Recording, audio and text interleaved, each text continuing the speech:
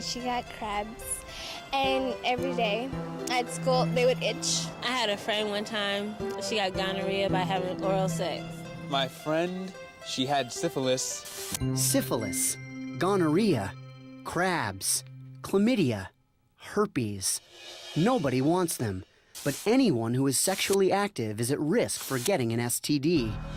People say that they don't have STDs, but they're lying about it sometimes because they're so embarrassed. They'll just say, well, maybe they don't. Maybe they look good, they look clean, then I feel they don't have an STD. Maybe I have too much faith in people, but I believe that they would be cautious if they knew they had it. But too often we aren't cautious. The fact is, sexually transmitted diseases are rampant among teenagers in America. Every 13 seconds, an adolescent is getting an STD. Some, like gonorrhea, chlamydia, and syphilis, can be treated with antibiotics. But some STDs caused by a virus, like HIV and herpes, infect the person for life. There is no cure. According to CDC estimates, there are 19 million new STD cases reported each year. 19 million new cases, year after year. And half of them are teenagers and young adults. When we're talking about young people most at risk, we're talking about more vulnerable populations, also young women particularly because of the physical characteristics that allow for transmission of STDs more effectively. In fact, a study from the Kaiser Family Foundation shows 1 in 4 sexually active teenagers will contract an STD. But too often we say, it won't happen to me. Teens take chances, but that's just more the whole feeling of being invincible and being young. You don't even think about it, even though you hear about it every day. You don't really think about anything like that unless it really hits home. It's a common mistake. Oral sex on a male with a latex barrier. No risks? No risk. Some risks? To some teenagers, oral sex is safe sex. To others, it isn't sex at all. Where I live, oral sex is viewed as casual. You know, oral sex is not going all the way. In the early 1980s, 1/5 of teenagers surveyed said they had engaged in oral sex. Today, informal surveys suggest more than half have tried it.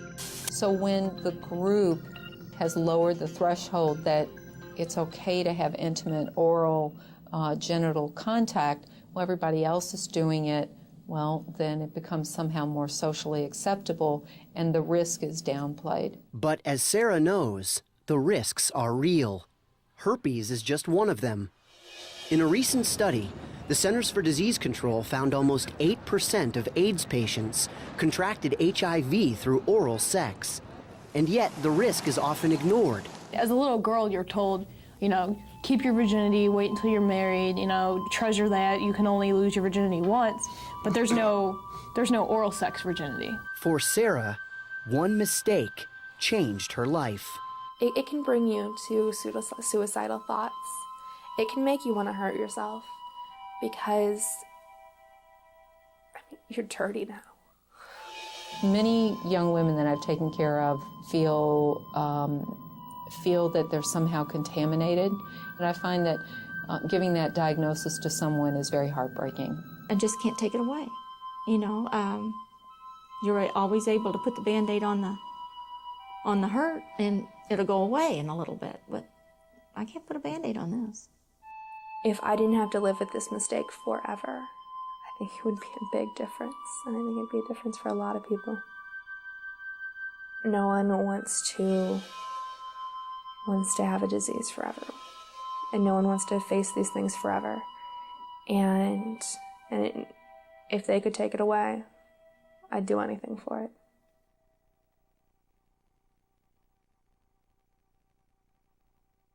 It's my life. It's my life. This was the party. This was a night you are always gonna remember. 'Cause it's the night you got pregnant.